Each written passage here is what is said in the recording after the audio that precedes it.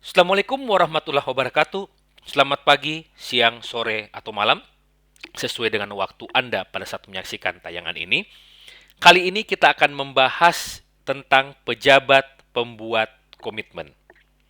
Pejabat pembuat komitmen adalah salah satu pelaku pengadaan yang merupakan pejabat yang diberi kewenangan oleh pengguna anggaran atau kuasa pengguna anggaran untuk mengambil keputusan dan garis miring atau melakukan tindakan yang dapat mengakibatkan pengeluaran anggaran belanja negara atau anggaran belanja daerah. Pengertian PPK ini dapat Anda baca pada pasal 1 angka 10 Perpres nomor 16 tahun 2018. Nah, kemudian apa saja tugas daripada PPK ini? Nah, ini yang menarik nih. Di video sebelumnya tentang kuasa pengguna anggaran, kita melihat bahwa tugas daripada KPA adalah tugas berdasarkan pendelegasian dari pengguna anggaran. Khusus PPK, PPK ini ada dua tugas.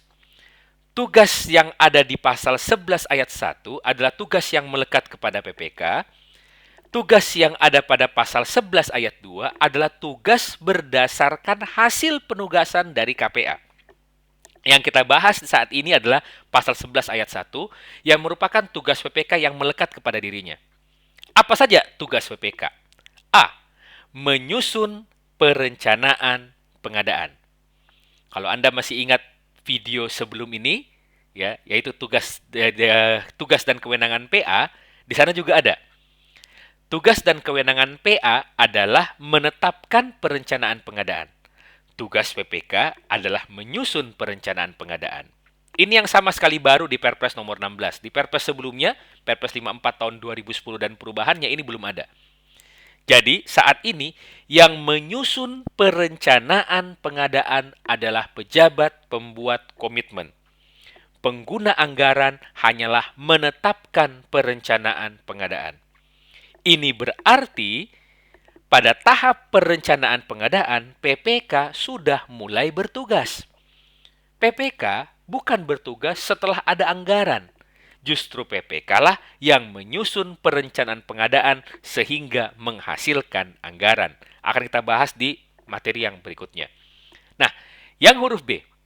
PPK menetapkan spesifikasi teknis atau kerangka acuan kerja. Kapan kita menggunakan istilah spesifikasi teknis? Spesifikasi teknis ini digunakan untuk pengadaan barang, pekerjaan konstruksi, atau jasa lainnya. Sedangkan kerangka acuan kerja atau KAK digunakan untuk jasa konsultansi. Jadi, jangan Anda menggunakan istilah KAK untuk pengadaan barang, pekerjaan konstruksi, atau jasa lainnya. Begitu pula sebaliknya. Jangan Anda menggunakan istilah spesifikasi teknis untuk jasa konsultansi. Huruf C. Tugas PPK adalah menetapkan rancangan kontrak. Huruf D. Menetapkan harga perkiraan sendiri yang disingkat HPS. E. Menetapkan besaran uang muka yang akan dibayarkan ke penyedia. F. Mengusulkan perubahan jadwal kegiatan. G. Menetapkan tim pendukung. H. Menetapkan tim atau tenaga ahli. I. Melaksanakan e-purchasing untuk nilai paling sedikit di atas 200 juta rupiah. J.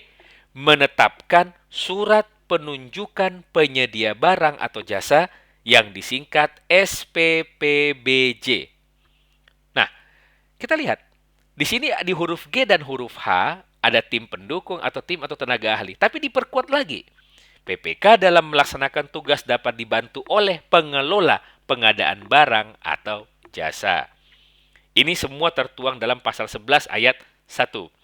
Nah, kemudian masih di pasal 11 ayat 1. Tugas PPK yang juga melekat kepada PPK adalah mengendalikan kontrak. Lihat, mengendalikan kontrak. Kalau di atas kan tadi menetapkan rancangan kontrak. Ini mengendalikan kontrak. L, melaporkan pelaksanaan dan penyelesaian kegiatan kepada pengguna anggaran atau kuasa pengguna anggaran. M, menyerahkan hasil pekerjaan pelaksanaan kegiatan kepada pengguna anggaran atau kuasa pengguna anggaran dengan berita acara penyerahan. N, menyimpan dan menjaga keutuhan seluruh dokumen pelaksanaan kegiatan. Dan yang terakhir adalah menilai kinerja penyedia. Apa kaitannya menilai kinerja penyedia? Karena PPK lah yang mengendalikan kontrak. PPK yang tahu penyedia ini dalam melaksanakan kontrak baik atau buruk. Penyedia ini terlambat atau tidak. Sehingga PPK lah yang menilai kinerja penyedia. Di mana kinerja penyedia ini dimasukkan? Kalau Anda masih mengingat beberapa video yang lalu, mungkin masih ingat istilah SIKAP. Apa kepanjangan dari SIKAP? Sistem Informasi Kinerja Penyedia. Jadi ini saling berkaitan antara satu materi dengan materi yang lain.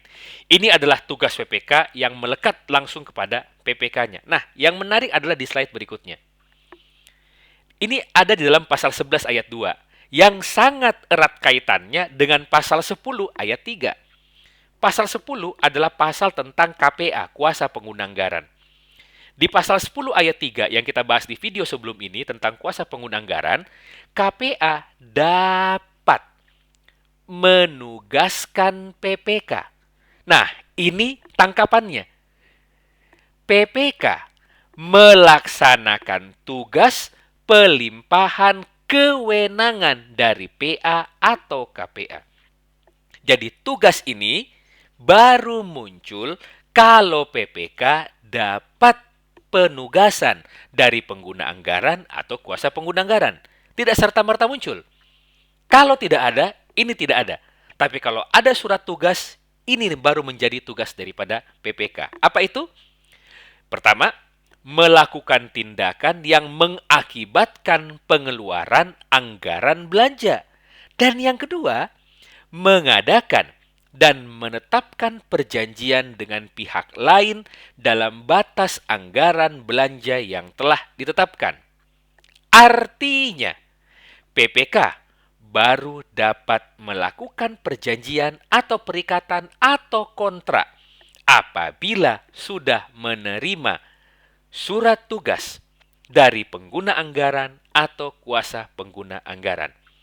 Tanpa ada penugasan, jangan sekali-sekali PPK melakukan tindakan, mengadakan dan menetapkan perjanjian dengan pihak lain dalam batas anggaran belanja yang telah ditetapkan. Demikian tugas dan kewenangan daripada pejabat pembuat komitmen. Terima kasih. Wabillahi taufik wal hidayah. Wassalamualaikum warahmatullahi wabarakatuh. Salam pengadaan.